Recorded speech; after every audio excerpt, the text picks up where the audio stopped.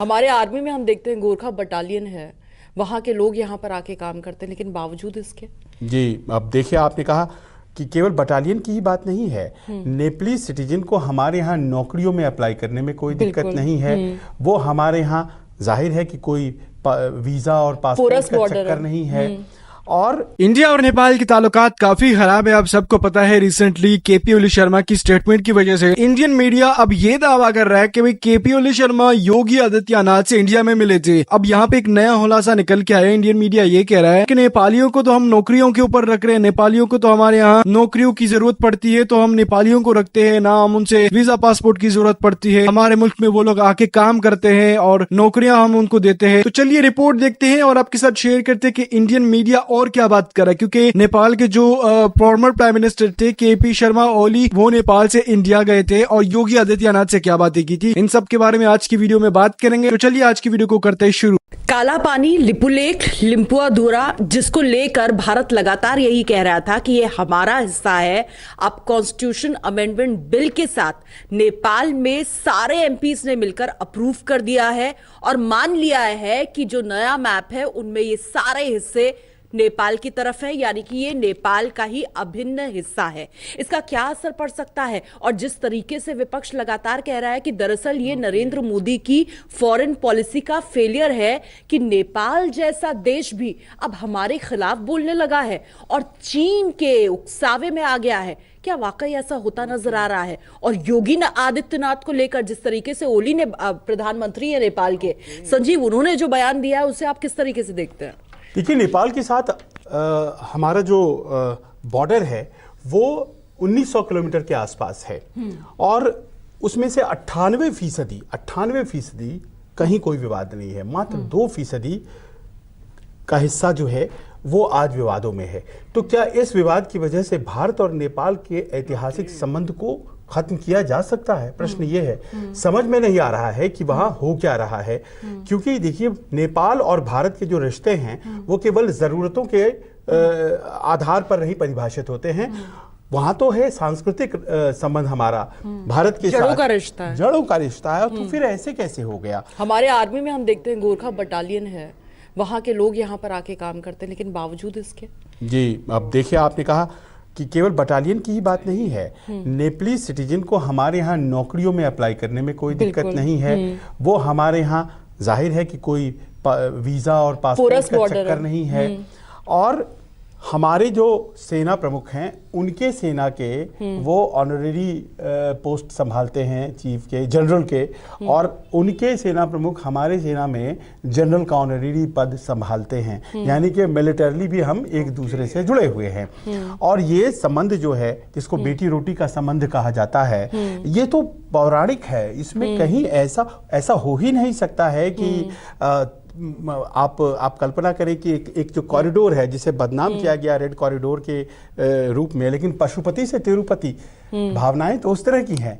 तो वैसे में आखिर ये क्या हो रहा है? और जिस तरह से आपने कहा अभी अटैक्स हो रही हैं, तो जाहिर है चीन का खेल है। और सबसे बड़ी बात यह कि सिर्फ कम्युनिस्ट पार्टी की हम बात नहीं कर सकते, क्योंकि नेपालीज कांग्रेस को भी हमने देखा, मधेशीज जो लगातार सपोर्ट कर रहे थे, सबने मिलकर वो जो नया बिल है उस पर, नया मैप जो है उस पर मोहर लगा दी है। देखिए, ये आश्चर्य की बात है। ऐसा है कि जब देश की संप्रभुता को सवालों में ले आया जाएगा तो फिर कौन सा नेशनल सेंटिमेंट है। तो टेरिटोरियल सॉवरेनिटी को लेकर के एक बहस खड़ी कर दी गई है और उस बहस के आसपास देशवासियों को कहा जा रहा है पोजीशन लीजिए। तो कौन नहीं लेगा पोजीशन? बिल्कुल, अगर नेपाली कांग्रेस ने लिया है तो वो वही लेती, मधेसी वही लेते। आप जानती हैं, मधेसी तो भारत के साथ सांस्कृतिक रिश्ता है उनका। हाँ, एक शादी इधर होती है तो दूसरे उनके परिवार में शादी भारत में होती है। तो ऐसे में वो अगर ले रहे हैं ये पोजीशन, तो वो टेरिटोरियल सोवरेनिटी को इस तरह से उभारा गया है, भावनाएं उभारी जा रही हैं। अब जिस इलाके का आपने नाम लिया, उन 3 इलाकों में आप ये समझिए कि वो इलाका हमारे लिए स्ट्रैटेजिकली कितना अहम है, क्योंकि लिपुलेख जो है उसी पास से घुस करके 1962 में चीनी आए और उन्होंने हम पर हमला बोला। हम तैयार नहीं थे और नुकसान हुआ हमें। आज आप हमें कहते हैं कि हम वो इलाका आपको दे दें। उस वक्त के राजा ने हमारी मजबूरी को समझा, उन्होंने फैसिलिटेट किया कि आप उस पूरे इलाके में, काला पानी में, लिम्पियादुरा में और लिपिलोक में आप बने रहें और कोई मदद हमसे जरूरी हो तो आप हमसे प्राप्त भी करें। आज कम्युनिस्ट सरकार आती है और वो सब कुछ बदल देना चाहती है। वो 2% हिस्सा जो है 370 स्क्वायर किलोमीटर है, वो उनके लिए भले इतना महत्वपूर्ण न हो, लेकिन हमारे लिए तो संजीव बहुत महत्वपूर्ण है। अगर दोबारा उधर से चले आते हैं, आज ही रविशंकर प्रसाद ये कह रहे हैं कि ये 1962 वाला भारत नहीं है, 2020 वाला भारत है, और हमारी ये पक्की तैयारी, और इन सबके बीच वो जो स्ट्रैटेजिक पोजीशन है वो नेपाल अपने मैप का हिस्सा बता रहा है। और एमईए का फेलियर नहीं है। और फिर कहते हैं कि नहीं, देखिए एमईए की फेलियर की बात अगर आप करती हैं तो वो लगातार संवाद की बात कर रहा है, लेकिन वहां तो हो गया। पर वो तो आपने तो कैबिनेट में, नेपाल की सरकार ने तो पहले कैबिनेट में पास कर लिया, फिर पार्लियामेंट में भी पास आधा कर चुकी हैं। अब वो बातचीत की बात करते हैं तो हम एमईए के फेलियर कहाँ ढूंढें? भाई हमने तो अपनी स्थिति स्पष्ट कर दी है कि देखिए ये जो कार्टोग्राफिक आप रीड्रॉ कर रहे हैं मैप के जरिए, जो आप ये नया कमाल दिखाना चाह रहे हैं दोनों देशों के नक्शे में, तो ये तो हम कैसे एक्सेप्ट कर ले? हमारे पास पिछले 60 साल से फौजें वहां खड़ी हैं, जिन 3 इलाकों का आप नाम ले रही हैं। अचानक से आप कहती हैं आप फौज पीछे हटा लीजिए। लेकिन पहली बार जब ये मैप सामने आया था उसी वक्त आपत्ति दर्ज कराई थी, लेकिन बावजूद इसके नेपाल तो अपने स्टैंड से खिसका ही नहीं। इसलिए तो ये हमारी तरफ से फॉरेन पॉलिसी का फेलियर नहीं है। क्यों हमारी फॉरेन पॉलिसी कैसे आप मान लें? हमारी फॉरेन पॉलिसी हमारे सैनिकों को कमजोर करने के लिए तो नहीं बनेगी। हम उनको कन्विंस करना चाहेंगे, लेकिन क्या होता है नेगोशिएशन में, अगर आप कन्विंस ही नहीं होना चाह रहे हैं, बैक चैनल नेगोशिएशंस हो रही हैं, आपको समझाने की कोशिश की जा रही है, पर आप तो भारत के खिलाफ चीन का रास्ता खोलना चाहते हैं। क्या हम ये मान लें? ये आपकी नियत में खोट है। आपकी नियत में खोट है। आप लिपुलेख को खोल देना चाहते हैं और ताकि चीनी फिर से हमारे पास आ जाएं, हम उसको बंद करके रखेंगे। आप चीन के हाथ मजबूत कर रहे हैं।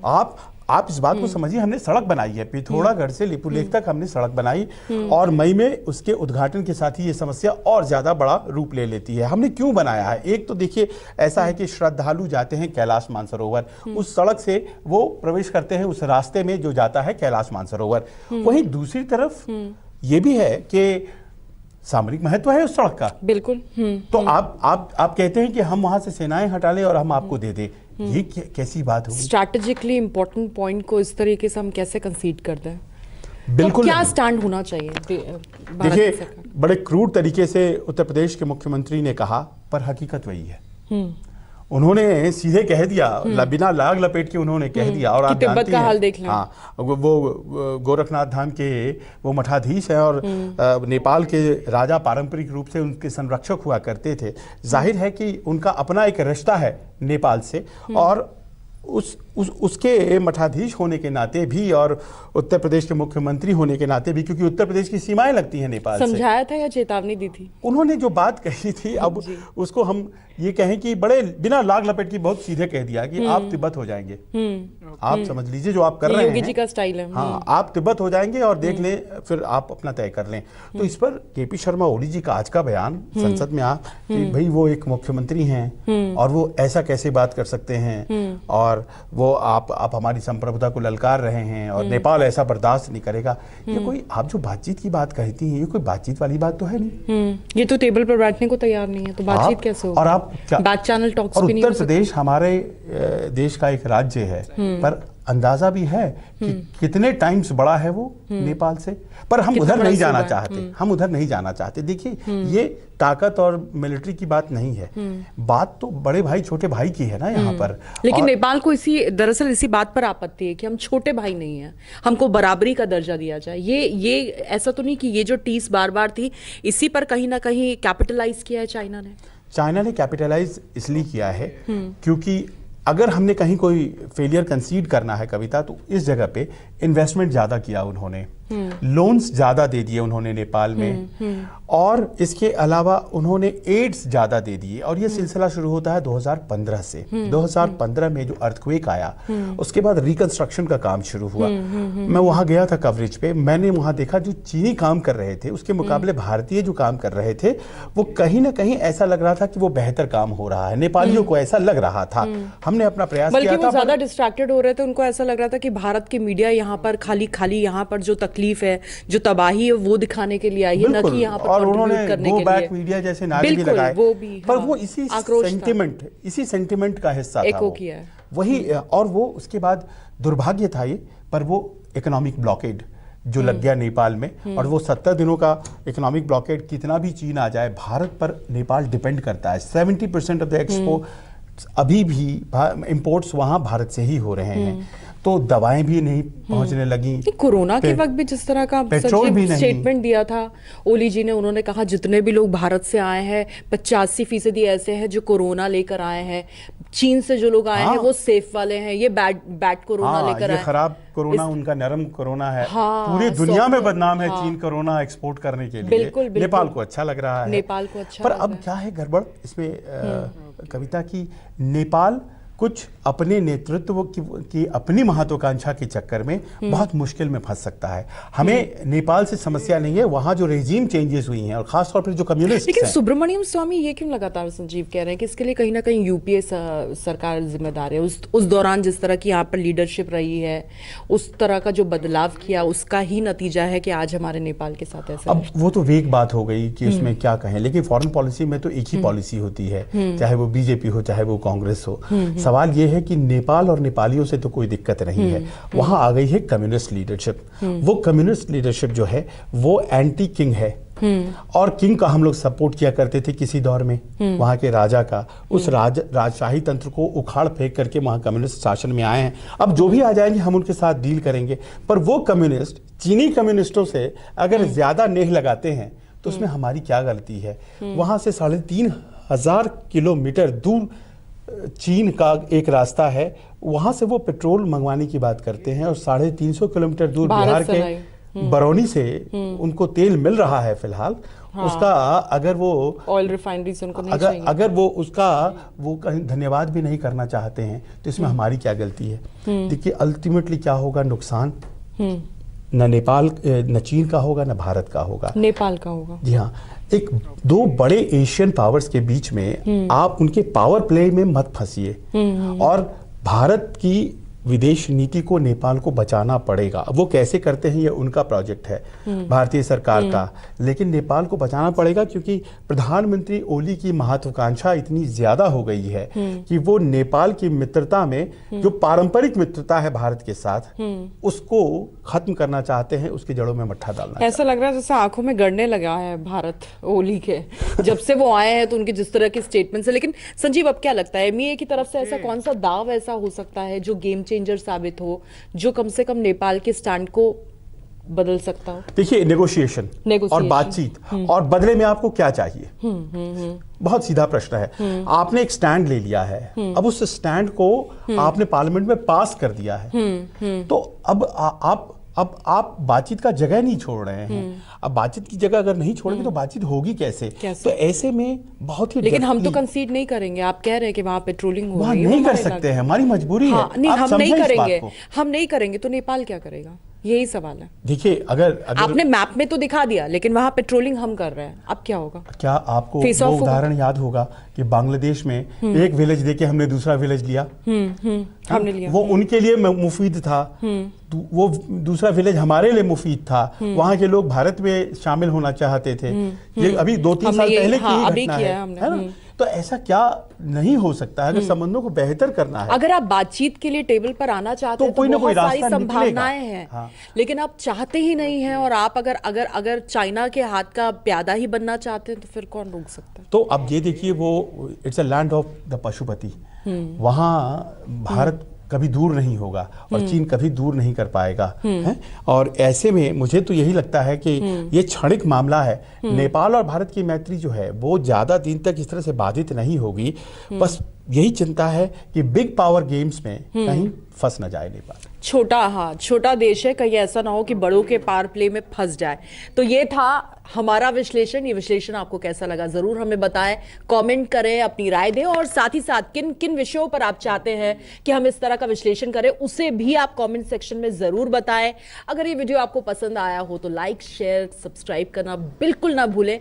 हर डिजिटल प्लेटफॉर्म पर हमारे साथ जुड़े रहें। तो आप लोगों ने रिपोर्ट देख ली होगी, आप सबको पता है कि इंडिया और नेपाल के जो ताल्लुकात खराब थे और खराब है, देखते हैं तो उसपे केपी शर्मा ओली का नाम सबसे पहले आता है। केपी शर्मा ओली के बारे में ये बात की जाती है और ये कहा जाता है कि भाई वो एंटी इंडिया है, वो इंडिया के साथ ताल्लुकात बेहतर नहीं करना चाहते, वो चाइना के साथ ताल्लुकात बेहतर करना चाहते हैं और वो कर भी रहे हैं। अगर अभी हम रिसेंटली टाइम के अंदर देखते हैं तो इंडिया और नेपाल के बीच में बहुत सारी चीजें खराब है, उसको बेहतर करनी चाहिए और उनको बेहतर करेंगे तो दोनों ममालिकों को काफी ज्यादा फायदा होगा। तो इंडिया जो है वो नेपाल के साथ ताल्लुकात बेहतरी कभी करता है कभी नहीं करता, बट इस दफा हमें नहीं लगता कि वो बेहतरी करें। और नेपाल के अंदर आप सबको पता है कि इसी वजह से भी अब नेपाल के लोग इंडिया से नफरत करते हैं। एक तो बॉर्डर डिस्प्यूट है और बाकी इसके अलावा भी कई सारे रीजंस है जो जिसकी वजह से इंडिया नेपाल के ताल्लुकात बेहतरी की तरफ नहीं आते। जब नेपाल ने इंडिया के ऊपर इल्जाम लगाए तो इंडिया ने इसको मना कर दिया और कहा कि भाई ये इल्जाम सरासर गलत है और इन इल्जाम को हम नहीं मानते, जिसकी वजह से फिर प्रॉब्लम काफी ज्यादा बढ़ी। और आप सबको पता है कि इंडिया और नेपाल के